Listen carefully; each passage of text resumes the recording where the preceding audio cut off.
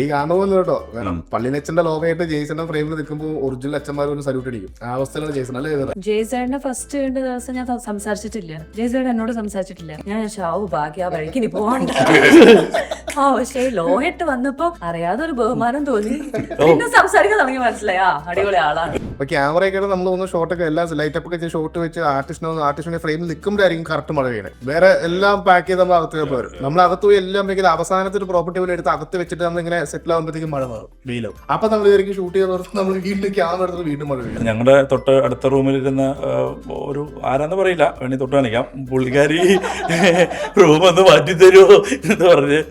കാരണം അത്രമാത്രം തമാശ ബഹളും ഭർത്തമാരും ലാസ്റ്റ് പാട്ട് ഫുൾ ടൈം. ശരിയാണോ റോസ്മൻ അങ്ങനെ മാറ്റിയോ? ആഘോഷം എന്ന സിനിമയിലെ സുപ്രധാന വേഷം ചെയ്ത ജെയ്സും സംവിധായകനും എഴുത്തുകാരനുമായ അമലും നായികയായ റോസ്മിനും കൂടിയാണ് ഞാനിപ്പോൾ ഇരിക്കുന്നത്. ഈ രണ്ട് ഭീകരന്മാരെ എനിക്ക് നന്നായിട്ടറിയാം, പ്രത്യേകിച്ച് ഇവനെ വർഷങ്ങളോട് അറിയാം. അപ്പോൾ ഇങ്ങനെയുള്ളൊരു ഭീകര സംഘടനയിൽ ആഘോഷം എന്ന് പറയുന്ന ഭീകര കൂട്ടായ്മയിൽ എങ്ങനെയാണ് മോളെ വന്നുപെട്ടത്? അത് ശരിക്കും ഒരു വലിയ കഥയാണ്. ഇത് ഒരു കൂട്ടായ്മയാണെന്നുള്ള കാര്യം എനിക്ക് അറിയുന്നു, പക്ഷെ ഭീകര കൂട്ടായ്മയാണെന്ന് ആരും പറഞ്ഞില്ല. ലാസ്റ്റ് നിമിഷമാണ് ഞാൻ ഈ സിനിമ കമ്മിറ്റ് ചെയ്യുന്നത്. കുറച്ചുകൂടെ ഡീറ്റെയിൽ ആയിട്ട് ചിലപ്പം അന്വേഷിക്കാൻ ഒരു ടൈം കിട്ടിയിരുന്നെങ്കിൽ ഞാൻ വേണ്ട തുടങ്ങി കഴിഞ്ഞപ്പോഴാണ് ഇതൊരു ആഘോഷം മാത്രമുള്ള സെറ്റ്. സിനിമയുടെ പേര് പോലെ തന്നെ അല്ലേ? ഇപ്പൊ എൻ്റെയും വളരെ അടുത്ത ആത്മാർത്ഥ സുഹൃത്തുക്കളുള്ള ഒരാളാണ് സ്റ്റീഫൻ ഡൗസി. നിങ്ങളുടെ കൂട്ടായ്മയിൽ ഉണ്ടാക്കിയ കുവസ്റ്റലിലും അവൻ തന്നെയാണ് വിശ്വസിച്ചത്. അപ്പോൾ അത് കഴിഞ്ഞിട്ടും എങ്ങനെ സ്റ്റീഫൻ വീണ്ടും ഈ ആഘോഷത്തിന് തലവെച്ചു എന്നുള്ളത് എനിക്ക് മനസ്സിലാവില്ല. അത് നീയാണോ എൻ്റെ കാരണം? അല്ലെ, ഞാൻ മാത്രം എന്ന് പറയാൻ പറ്റില്ല, ഡയറക്ടറും കൂടിയാണ്. പക്ഷെ സംഭവിച്ചത് എന്താണെന്ന് വെച്ച് കഴിഞ്ഞാൽ ഞങ്ങളുടെ പ്രതീക്ഷയ്ക്ക് വിപരീതമായി പോയി. കാരണം ഗുമസ്തൻ ചെയ്ത് കഴിഞ്ഞപ്പോൾ സ്റ്റീഫൻ ഞങ്ങളുടെ ഇന്ന് പറഞ്ഞു, അതിന് നമ്മുടെ പടമാണ്, ജെയ്സേട്ടൻ ആദ്യമായിട്ട് ലീഡ് ചെയ്യുന്ന പടമാണ്, അപ്പോൾ അതുകൊണ്ട് എൻ്റെ ഗിഫ്റ്റാണെന്ന് പറഞ്ഞു. 1 രൂപ പോലും മേടിച്ചില്ല.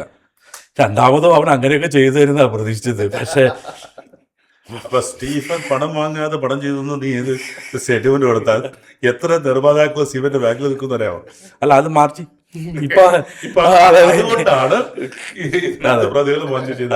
ഇതുകൊണ്ടാണ് പ്രതികാരം മേടിച്ചത്. പക്ഷെ ഗംഭീരമായി പാട്ടാണ്, പാട്ടാണെങ്കിൽ വളരെ ഹിറ്റായി. ലോഞ്ചസ് കണ്ടു, ബ്യൂട്ടിഫുൾ ആണ്. അമലിനെ നമ്മൾ പരിചയപ്പെട്ടത് ഗുമസ്തൻ അവിടെ നിന്ന് അല്ലല്ല. I met you long before മധുസാറിന്റെ ബാങ്കിങ് അവേഴ്സ്. എന്റെ ആത്മാർത്ഥ സുഹൃത്തുക്കളുള്ള ഒരാളായിരുന്നു ജിഷ്ണു. അതിനകത്ത് അഭിനയിക്കാൻ വരുന്ന ജിഷ്ണുവിനെ പിക്ക് ചെയ്യാനും ഡ്രോപ്പ് ചെയ്യാനും ഞാൻ ഡ്രൈവർ. ഞാൻ അവിടെ വന്നിരുന്നു ആ സെറ്റില്, കോടീശ്വരനായ ഡ്രൈവർ. എങ്ങനെയൊക്കെ പറയല്ലേ. അപ്പോൾ അന്ന് അനൂപ് അവിടെ ഉണ്ടായിരുന്നല്ലേ, ഐ റിമെമ്പർ. അത് കഴിഞ്ഞിട്ടാണ് ഈ പടത്തിലോട്ട് വരുന്നത്. ഗുമസ്തൽ ഇഷ്ടം അല്ലേ? ഗുമസ്തൽ ഏറ്റവും കൂടുതൽ എന്നെ ഇഷ്ടപ്പെടുത്തിയത്, ഞാനത് ഒരു ഇദ്ദേഹത്തിന്റെ ഒരു അലയൻ വേഷമൊക്കെ ചെയ്തിട്ടുണ്ടായിരുന്നു. അതെ അതെ, അത് വേണ്ടായിരുന്നു എന്ന് പിന്നീട് തോന്നി. വേഷത്തിനല്ല, അവന്റെ അതെ അതെ, അതൊരു മിസ്റ്റേക്ക് പിന്നെ മനസ്സിലാക്കാം. നെവർതലെസ് എനിക്കതിനകത്ത് ഏറ്റവും ഇഷ്ടപ്പെട്ട സാധനം നിങ്ങളൊരു കൂട്ടായ്മയുടെ ഒരു ഫലം. ഞാനവിടെ 2 ദിവസം താമസിച്ച വടക്കാ തിയേറ്ററിൽ നമ്മുടെ ഷൂട്ടിംഗ് ചെയ്യാൻ. ഞാൻ ഒരുപാട് സിനിമകൾ നിർമ്മിച്ച ആളാണ്. ഓക്കെ, ഞാൻ ഒരുപാട് സിനിമയുടെ ബാക്കിൽ നിന്ന ആളാണ്. പക്ഷേ കന്നഡയിലും മലയാളത്തിലൊക്കെ ആയിട്ട്. പക്ഷേ ഗുമസ്തലിലാണ് ഞാൻ ഒരു പ്രത്യേകതയായിട്ടൊരു സാധനം കണ്ടത്. അവിടെ ഒരു ആർട്ടിസ്റ്റുകൾ ഉണ്ടായിരുന്നില്ല അല്ലേ? അവിടെ ഒരു എല്ലാവരും സുഹൃത്തുക്കളെ എല്ലാവർക്കും സ്പേസ് ഉണ്ടായിരുന്നു. അത് എങ്ങനെ അമൽ എന്ന് പറയുന്ന ഒരു സംവിധാനം കഴിഞ്ഞു? This is my question. അല്ല, അത് ആക്ച്വലി ഇപ്പം എന്താ പറയുക, ഒരു എല്ലാവരും തിരിച്ചറിയുന്ന കാര്യമാണ്. കാര്യം വെച്ച് കഴിഞ്ഞാൽ ഇപ്പോൾ സിനിമ എന്നുള്ള ഏത് ഫീൽഡാണെങ്കിലും, ഇപ്പം നമുക്ക് പ്രത്യേകിച്ച് സിനിമ ഏത് ആയിക്കോട്ടെ, എത്രയൊക്കെ കഴിവുണ്ടെന്ന് പറഞ്ഞാലും ഒരാൾക്ക് മാത്രം, ഒരാൾ വിചാരിച്ചാലും മാത്രം സിനിമ ഒരിക്കലും സക്സസ് ആവില്ല. ഇപ്പം നല്ലൊരു ഡയറക്ടർ ഉണ്ടായതുകൊണ്ടോ, നല്ലൊരു പ്രൊഡ്യൂസർ ഉണ്ടായതുകൊണ്ടോ, അല്ലെങ്കിൽ നല്ലൊരു ആർട്ടിസ്റ്റ് ഉണ്ടായതുകൊണ്ടോ, നല്ലൊരു സ്ക്രിപ്റ്റ് ഉണ്ടോ മാത്രമൊന്നും, ഇതെല്ലാം ഒത്തു വരുമ്പോഴാണ് ഒരു സിനിമ വർക്കാകുക. അതാണ് ടീം വർക്കിന്റെ റിസൾട്ട് എന്ന് പറയുന്നത്. ഇപ്പൊ ഗുമസ്തൻ ഇപ്പം ജനം പറഞ്ഞ പോലെ തന്നെ ഗുമസ്തന്റെ ഒരു പ്രത്യേകത എന്താണെന്ന് വെച്ച് കഴിഞ്ഞാൽ, അവിടെ ഈ പറയുന്ന ഒരു ആർട്ടിസ്റ്റിന്റെ ഒരു താരചാടുകളോ അല്ലെങ്കിൽ ഒന്നും ഇല്ലാണ്ട് എല്ലാവരും ഈക്വലായിട്ട്. ഇപ്പൊ ഞങ്ങൾ ഓർക്കുന്നുണ്ട്, ഇപ്പൊ അതിന്റെ സ്ക്രിപ്റ്റ് ഡിസ്കസ് ചെയ്യുന്ന സമയത്ത് ഇപ്പൊ ജോയ്സറിനൊക്കെയാണ് ഞങ്ങളായിരുന്നു ആദ്യം പ്രൊജക്ട് തുടങ്ങിയത്. അപ്പൊ ഞങ്ങള് ഫ്ലാറ്റ് ഒക്കെ എടുത്താൽ ഞങ്ങൾ സ്ക്രിപ്റ്റ് ഡിസ്കസ് ചെയ്തിട്ട് ഞങ്ങള് പിന്നെ സ്ക്രിപ്റ്റ് ടേബിൾ ഓരോ ടെസ്റ്റും കാര്യങ്ങളൊക്കെ ഡിസ്കസ് ചെയ്യുമ്പോൾ തൊട്ടപ്പുറത്ത് കിച്ചൺ ജയ്സേട്ടൻ ഗംഭീര കുക്കാണ് അറിയാം, അസാധ്യ കുക്കാണ്. അപ്പൊ ജയ്സേട്ടൻ അവിടെ മീൻ കറിയും മറ്റേ ചിക്കൻ കറിയും ഉണ്ടാക്കും. അപ്പൊ ആ സമയത്ത് നമ്മളിങ്ങനെ ഡിസ്കസ് ചെയ്ത് പോകുന്ന ബ്ലോക്ക് വരുമ്പോഴത്തേക്കും ജയ്സേട്ടൻ എടാ അമ്മ അതല്ല മറ്റേ അങ്ങനെ ആക്കണം ഇങ്ങനെ ആക്കണം അടുക്കളയിൽ അപ്പൊ അങ്ങനെ കുക്ക് ചെയ്തുകൊണ്ടും അങ്ങനെയൊക്കെ ഒരു നല്ലൊരു ടീം സ്പിരിറ്റ് ഉണ്ടായിരുന്നു. ഭയങ്കര ജോലിയായിട്ട് തന്നെ ഗംഭീരമായിട്ട് നമ്മൾ അർമാദിച്ചാൽ ആസ്വദിച്ച ഒരു സിനിമയാണ് ഗുമസ്തൻ. ഈ ദുബായ് മുതൽ എനിക്ക് ജയ്സൺ അറിയാം. എനിക്ക് ദുബായിൽ ഒരു ഓഫീസുണ്ട്. അപ്പൊ ഒന്നാം തരം ബിസിനസ് ഉണ്ടായിരുന്ന ഈ പയ്യൻ നല്ലവനായ ഉണ്ണി ഒരു കാര്യമില്ലാണ്ട് സുഗീതന് വിശ്വസിച്ചിട്ട് ചടി തന്നത്. ഞാൻ എന്നെ വിശ്വസിച്ചിട്ട് സുഗീത വിശ്വസിച്ച് ഇവിടെ അവസരം തന്നെ സുഗീത. ഇപ്പൊ വിജയ് ചെയ്ത ഒരുപാട് പടങ്ങള് മിക്കവാറും എല്ലാ പടങ്ങളെയും കൊണ്ടുണ്ട്. ചാക്കോച്ചന്റെ കൂടെ കുറെ ചെയ്തു, എല്ലാവരും മമ്മൂക്കയുടെ കൂടെ, ലാലേട്ടന്റെ കൂടെ, പൃഥ്വിരാജ്, എല്ലാവരും അങ്ങനെയൊക്കെ. ജയ്സേട്ടൻ അഭിനയിച്ച പടങ്ങളുടെ ലിസ്റ്റ് എടുത്ത് നോക്കുകയാണെങ്കിൽ 95% പടങ്ങളും സൂപ്പർ ഹിറ്റ് പടങ്ങൾ. ജയ്സേട്ടൻ പറഞ്ഞ പടം ഞങ്ങളൊരു സ്റ്റാൻഡിൽ ഇരുന്ന് നോക്കി ജയ്സേട്ടൻ അഭിനയിച്ച പടങ്ങൾ അതായത് എല്ലാം ലൂസിഫർ അല്ലെങ്കിൽ എമ്പുരാൻ അല്ലെങ്കിൽ കടുവ അല്ലെങ്കിൽ ഇഷ്ടംപോലെ പടം എല്ലാ പടങ്ങളും. അപ്പൊ ഇദ്ദേഹം ഒരു ലക്കി മാസ്കോട്ടാണ്. ജയ്സിന്റെ ഫേസ് വന്നാൽ അതൊരു പടം അല്ല അവിടെയാണ് വരുന്നത്. ഇപ്പൊ ഗുമസ്റ്റിലേക്ക് നമ്മൾ വന്നാല് ഈ ആഘോഷത്തിന് മുമ്പുള്ള ആഘോഷമായിരുന്ന ഗുമസ്റ്റിലേക്ക് വന്നാല് അതിനകത്തൊരു എഫേർട്സ് എടുത്തു കഴിഞ്ഞാൽ അതിന്റെ ഏറ്റവും കൂടുതൽ എഫേർട്സ് ജയ്സാണ് സത്യസന്ധമായിട്ട് പറഞ്ഞാൽ. അപ്പൊ അതിനകത്ത് ഒരു ചുരുക്കം രസമുണ്ട്. ഞാനും കൈലാഷും കൂടി പലപ്പോഴും യാത്ര പോകുമ്പോൾ വടക്കാഞ്ചേരി വഴിയാണ് പോകുന്നതെങ്കിൽ ഇവന്റെ വീട്ടിൽ കയറി ഇവനെ പൊക്കി വട്ടിയിലിടും. 3 ദിവസം കഴിഞ്ഞ് ആണ് തിരിച്ചു കൊണ്ടേ കൊടുക്കുക. ഇപ്പൊ വരാൻ യാത്രകളും ഇങ്ങനെ കൂട്ടായ്മകൾ ഉണ്ടായിരുന്നോ ഈ ആഘോഷത്തിന്? പിന്നെ ഡെഫിനറ്റ്ലി, കാരണം നമ്മള് ഇപ്പൊ ഒരു ദിവസത്തെ ഗുമസ്തൻ എങ്ങനെയായിരുന്നു അതിന്റെ ഇരട്ടിയായിരുന്നു ആഘോഷത്തില്. ആഘോഷത്തിലേക്ക് എന്ന് പറയുമ്പോഴത്തേക്ക് നമ്മൾ അപ്പഴത്തേക്ക് ഗുമസ്തനിൽ നമ്മളെല്ലാം ടീം എല്ലാവരും അത് വേറെ വൈബർ. ഗുമസ്തൻ നമ്മൾ പിന്നെ എല്ലാം അതായത് മെയിൻലി നമ്മുടെ അതിന് വീടെത്താൻ വേണ്ടി ഞങ്ങൾ ഒരുപാട് ഓടേണ്ട വന്നു. ലാസ്റ്റ് ആ വീട് മാത്രമാണ് ബാക്കി എന്റെ നാട്ടിലായിരുന്നുകൊണ്ട് നമ്മളെ ഒരുമിച്ച് ലൊക്കേഷൻ കാണുന്നു, ഓരോ സ്ഥലത്ത് തീരുമ്പോൾ കാണുന്നു. പിന്നെ പറഞ്ഞില്ല എല്ലാവരും ഈക്വലായിട്ട് കാണാന്ന് പറഞ്ഞു കഴിഞ്ഞാൽ ഈക്വലായിട്ട് കാണാനേ പറ്റുള്ളൂ. നേരിട്ട് കാണുന്നു അറിയാം നമുക്ക് ഇതാണ് സെറ്റപ്പ്. ഷൂട്ട് കഴിഞ്ഞതാണെങ്കിലും ഇപ്പൊ നമ്മളിപ്പം കോൾ ഷീറ്റ് കഴിഞ്ഞ് ഷൂട്ട് കഴിഞ്ഞ് ഈവനിങ് ടൈമൊക്കെ നമ്മളെല്ലാവരും ഒരുമിച്ചിരിക്കുക, തമാശ പറയുക അല്ലെങ്കിൽ അതിലായിട്ടിരിക്കുക, അത് നല്ല വൈബായിരുന്നു. അപ്പൊ നമുക്കും എല്ലാവർക്കും ഒരു ഒരു എന്താ സ്ട്രേഞ്ച് ഫീൽ അല്ലെങ്കിൽ ഒരു അങ്ങനെ ഒരു ഫീൽ ആർക്കും ഇല്ല. ഇവൻ റോസ്പിനാണെങ്കിൽ പോലും റോസ്പിൻ ഹീറോയായിട്ട് വന്ന് അതിൽ പറഞ്ഞ പോലെ ഈ ഭീകര സംഘടനയിലേക്ക് വന്നതോട്ട് അല്ല എന്റെ അടുത്ത് ഷാജു ശ്രീധർ പറഞ്ഞു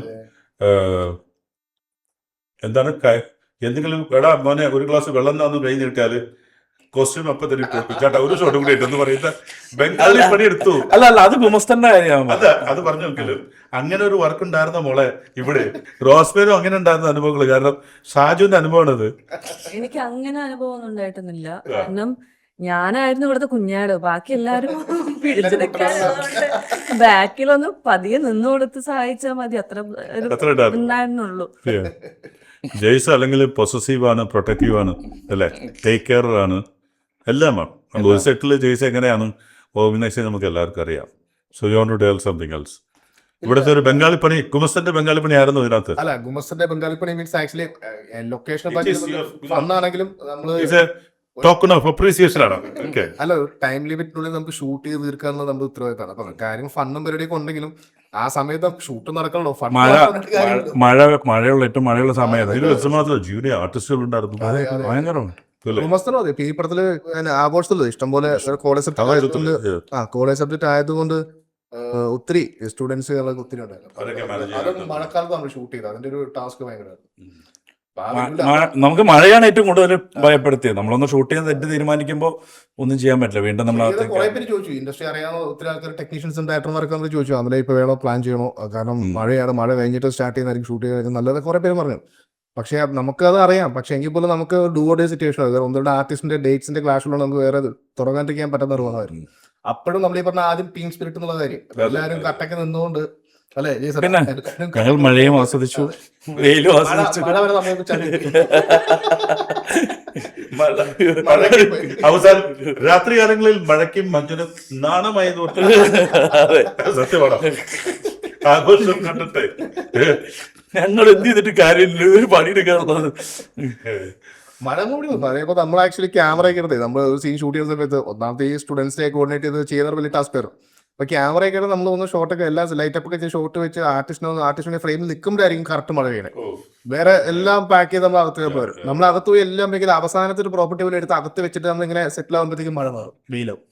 അപ്പൊ നമ്മൾ ഇതായിരിക്കും ഷൂട്ട് ചെയ്ത് നിർത്തും, നമ്മൾ വീണ്ടും ക്യാമറ എടുത്ത് വീണ്ടും മഴ പെയ്യും. അങ്ങനെ കുടിച്ചൊരു സാധാരണ മഴ പെയ്തു അല്ലെങ്കിൽ ഷൂട്ടിങ് നീണ്ടുപോയി അല്ലെങ്കിൽ ടൈമിന് ഞങ്ങൾ വന്നിട്ട് മറ്റേ വെയിറ്റ് ചെയ്തിരുന്നു എന്ന് പറഞ്ഞ പരാതികളൊന്നും ഞങ്ങൾക്ക് ഉണ്ടായിരുന്നില്ല. കാരണം ഞങ്ങൾ എന്തോരം വെയിറ്റ് ചെയ്യാൻ റെഡിയായിരുന്നു. കാരണം കൂടെ ബോബിതാരേൻ ഞാൻ വേറെ കാര്യം കൂടി ഓർക്കുന്നുണ്ട്. നിങ്ങളുടെ സെറ്റിൽ ആദ്യത്തെ ഇതിനകത്ത് വരുന്ന സമയത്ത് നമ്മളിങ്ങനെ ബെഞ്ചൊക്കെ ഇട്ടിരുന്ന് പഴയ സിനിമയുടെ ആൾക്കാർ എല്ലാവരും ഒരുമിച്ചിരുന്ന് ഭക്ഷണം കഴിക്കുകയും ക്യാരവൻ ഉപയോഗിച്ചിട്ടില്ല. അവിടെ ഭക്ഷണം ഉണ്ടായിരുന്നു, പക്ഷെ we never used ഗുമസ്തനിൽ ക്യാരവൻ ഉണ്ടായിരുന്നു, ആരും ക്യാരവനിൽ കയറിയിട്ടില്ല, ആർക്കും താല്പര്യമില്ല. ഇതിനകത്ത് പിന്നെ നമ്മൾ കയറേണ്ട വരുന്നു. കാരണം എന്താണെന്ന് വെച്ചാൽ ശുദ്ധമായിരുന്നു, കോളേജാണ്. അപ്പൊ നമുക്ക് ഭക്ഷണം കഴിക്കാനും നമുക്ക് കോസ്റ്റ്യൂം ചേഞ്ച് ചെയ്യും. അതുപോലെ നമ്മൾക്ക് അവർ പിള്ളേരും അത്രയും അതിൽ നടക്കുന്നുണ്ട്. നമുക്ക് കുറെ സമയത്തൊക്കെ പക്ഷെ ഗുമസ്തൻ കയറിയിട്ടേ ഇല്ല, ആരും കയറിയിട്ടില്ല. അതാണ് ആ ഫൺ എന്ന് പറഞ്ഞത്. ഏതൊരു വീടിന്റെ അവിടെ ഇങ്ങനെ ആ വീടിന്റെ ബെഞ്ചിലും നമ്മൾ അകത്ത് ഒരുമിച്ച് ഭക്ഷണം കഴിച്ചു. ഓൾറൈറ്റ്. സോ ഞാൻ നരനെ ഒരു 2-3 ദിവസം മുമ്പ് നരനെ കണ്ടപ്പോൾ അദ്ദേഹം പറഞ്ഞ ഒരു കാര്യം, ഞാനവിടെ ഉണ്ടായിരുന്നപ്പോൾ ചോദിച്ചോട്ടോ അവർ കുറച്ച് ഡീസൻ്റൊക്കെ ആയിരുന്നു. എന്നാൽ ഞാൻ കുറച്ചെത്തല്ലേ, ഞാൻ ഇല്ലാത്തപ്പോഴാണ് അതിലും വലിയ അർമാദവും ആഘോഷമായിരുന്നു. നരേ അവൻ സത്യം പറയുന്ന ഒരാളായിട്ടാണ് എല്ലാവരും വിചാരം. അങ്ങനെ ഇരുന്നോട്ടെ, ഞാനായിട്ട് തിരുത്തുന്നില്ല. എല്ലാ ദിവസങ്ങളും ഭയങ്കര രസകരമായ ദിവസങ്ങളായിരുന്നു. ഞങ്ങളുടെ തൊട്ട് അടുത്ത റൂമിലിരുന്ന ഒരു ആരാന്ന് പറയില്ല, വേണി തൊട്ട് കാണിക്കാം, പുള്ളിക്കാരി റൂമൊന്ന് മാറ്റി തരുമോ എന്ന് പറഞ്ഞ്. കാരണം അത്രമാത്രം തമാശ ബഹളവും ഭർത്തമാരും ലാസ്റ്റ് ഫുൾ ടൈം. ശരിയാണോ റോസ്മൻ അങ്ങനെ മാറ്റിയോ? അൺസൈക്കബിളായിട്ട് മാറിയുണ്ടോ? പക്ഷെ മാറിയ റോസ്മിൻ പിന്നെ പറഞ്ഞല്ല ഇനി മാറ്റണ്ട കേട്ടോ, ഇല്ലേ തിരിച്ചു പറഞ്ഞു കൊടുക്കും. അല്ലാന്ന് പറയാ, നമ്മളിപ്പോ ഈ ആഘോഷം പാക്കപ്പ് ആയ സമയത്ത് നമ്മളൊരു 45-50 ദിവസം ഷൂട്ട് ചെയ്ത സിനിമയാണ്. പാക്കപ്പ് ആയ സമയത്ത് ഈ ഓളം പറയലത്തിന്റെ ഒരു നമ്മളൊരു ഇത് ഇമ്പാക്ട് മനസ്സിലാക്കി എപ്പോഴാണ്. അതായത് പാക്കപ്പ് ഡേയുടെ അന്ന് എത്ര പേരാ വന്നിട്ട് കരഞ്ഞെന്ന് പറയും. അതായത് അയ്യോ നമ്മൾ അത്രയും ദിവസം പാക്കപ്പ് കുറെ പേര് അവിടെ കുറെ ആർട്ടിസ്റ്റ് എല്ലാവരും അയ്യോ ഷൂട്ട് തീർത്തിട്ടോ നമ്മൾ എങ്ങനെ കൂടുക പറഞ്ഞാൽ അങ്ങനെ കണ്ണു തുറന്ന വേറെ ആൾക്കാരുണ്ട്. അപ്പൊ അതൊക്കെ ചിലപ്പോൾ നമുക്ക് ഭയങ്കര ഒരു നമ്മളെ ടച്ച് ചെയ്ത കാര്യം. എല്ലാ സിനിമയിലും നമ്മൾ ആത്മാർത്ഥമായിട്ട് എടുത്ത് ചെയ്യുന്നത് നമ്മള് ഞാൻ ചെയ്തൊരു സിനിമയിൽ പെരുമ്പാവൂർ വെച്ച് ഷൂട്ട് ചെയ്യുന്ന സമയത്ത് ലാസ്റ്റ് ഷോട്ട് നെടുമുടി മനുഷ്യനൊക്കെ ഉണ്ടായിരുന്നപ്പോൾ എടുത്തിട്ട് ബിജു വർക്കി പറഞ്ഞു തീർന്നു.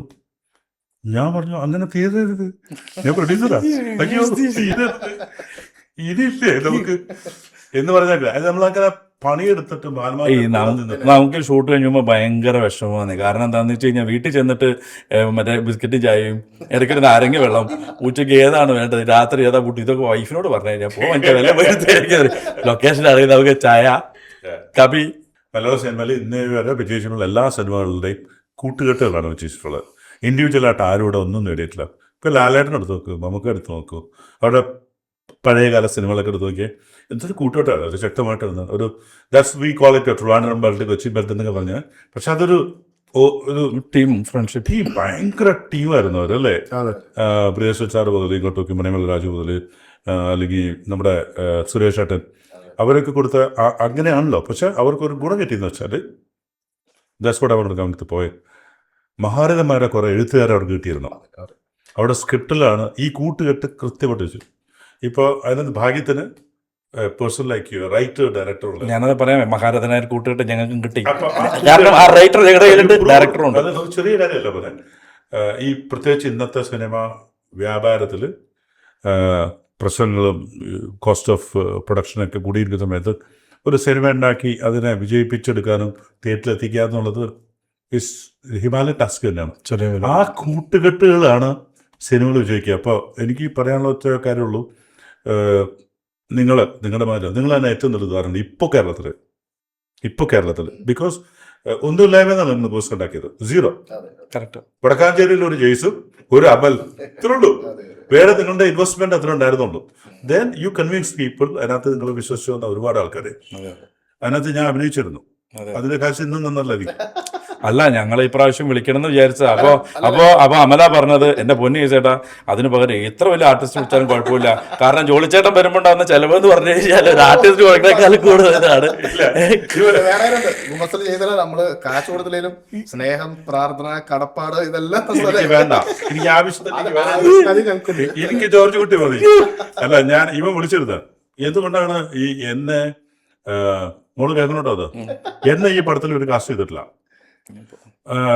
അപ്പോ അതിന് പ്രതികാരം തീർക്കാനാണ് ഞാൻ ഇപ്പൊ വിളിക്കുന്നത്. ഓക്കെ, എന്തുകൊണ്ടാന്ന് വെച്ചാൽ ഇവനാണ് വിളിച്ചിരുന്നല്ലോ, ഉറപ്പായിട്ട് വിളിച്ചിരുന്നു. പക്ഷെ ഇവ വിളിച്ചിട്ട് ഓഫർ ചെയ്ത റോള് കരയുന്ന അച്ഛൻ, ഏതോ അമ്പലത്തിൽ പോയ ഒരു അമ്മാവൻ, പോസ്റ്റ്മാൻ എന്നൊക്കെ പറഞ്ഞു പോയാലെ പിടിന്നൊക്കെ പറഞ്ഞു. എനിക്ക് വേണമെന്നില്ലല്ലോ. ഇപ്പൊ something like A sugar daddy എന്ന് പറഞ്ഞ കോളേജല്ലേ സബ്ജക്ട്, അവിടെയൊക്കെ ജോളിച്ചേട്ടൻ നടക്കണമായിരുന്നു മനസ്സിലെ. പക്ഷെ അതെന്താണ് ഇവൻ അച്ഛൻ വേഷം കൊടുക്കാന്നുണ്ടെങ്കിൽ ഇനി അത് ഫില്ലപ്പ് ചെയ്തോളൂ. ഇത്രയും നല്ല അച്ഛനെ കിട്ടിയില്ലേ. ഈ കാണുന്ന പോലെ കേട്ടോ, പള്ളിനച്ഛന്റെ ലോകമായിട്ട് ജെയ്സന്റെ ഫ്രെയിമിൽ നിൽക്കുമ്പോൾ ഒറിജിനൽ അച്ഛന്മാർ ഒരു സല്യൂട്ട് അടിക്കും. ആ അവസ്ഥയിലാണ് ജെയ്സൺ അല്ലേ? എന്നെ കുർബാനെല്ലാം ഈ അച്ഛന്മാരെ കണ്ട സൊല്യൂട്ട് അടിക്കോ? ഈ അച്ഛനെ കണ്ട സൊല്യൂട്ട് റോസ്മിന്റെ അഭിപ്രായം എന്താണ്? ഈ ജെയ്സ് എന്ന് പറയുന്ന ആർട്ടിസ്റ്റ് ഒരു അച്ഛനായപ്പോ ജയ്സേട്ടനെ ഫസ്റ്റ് കണ്ട ദിവസം ഞാൻ സംസാരിച്ചിട്ടില്ല. ജയ്സേട്ടൻ എന്നോട് സംസാരിച്ചിട്ടില്ല. ഞാൻ ഭാഗ്യ ആ വഴിക്ക് ഇനി പോവാൻ. പക്ഷേ ലോഹയിട്ട് വന്നപ്പോ അറിയാതെ ഒരു ബഹുമാനം തോന്നി. പിന്നെ സംസാരിക്കാൻ തുടങ്ങി, മനസ്സിലായി അടിപൊളി ആളാണ്, ഈ ലോഹത്തെ തെറ്റില്ല. ഒരു ഓർമ്മയിലുണ്ട്, എനിക്കറിയില്ല സിനിമയാണോ സീരിയലാണോ അറിയില്ല, ഞാൻ പള്ളിയിൽ അച്ഛനായിരുന്നു. ഇവൻ ഞങ്ങളായിട്ട് തന്നെ ഞാൻ ജെയ്സൺ കൈലാഷമായിട്ട് കയറി വന്നു. നീ കല്യാണം പൊളിക്കാൻ വരുന്ന ഞാൻ പള്ളിയിൽ അച്ഛൻ കെട്ട് ചെയ്യാൻ പോകുന്നു.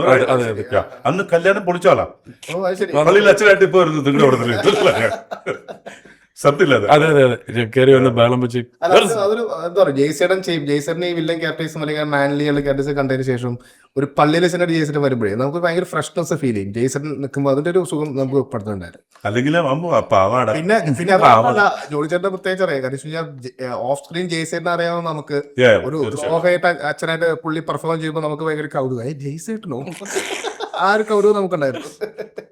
മനസ്സിൽ നന്മയുള്ള എന്നെ പോലെ ഒരു മനസ്സിൽ നന്മയുള്ള വൈദികൻ. ലോകം മാറിക്കഴിഞ്ഞൊരു ജെയ്സനെ എനിക്കറിയാവും. അതും പാവല്ലേ, നല്ലവനല്ലേ അല്ലേ? എന്താ ചേട്ടാ, you are one of the best.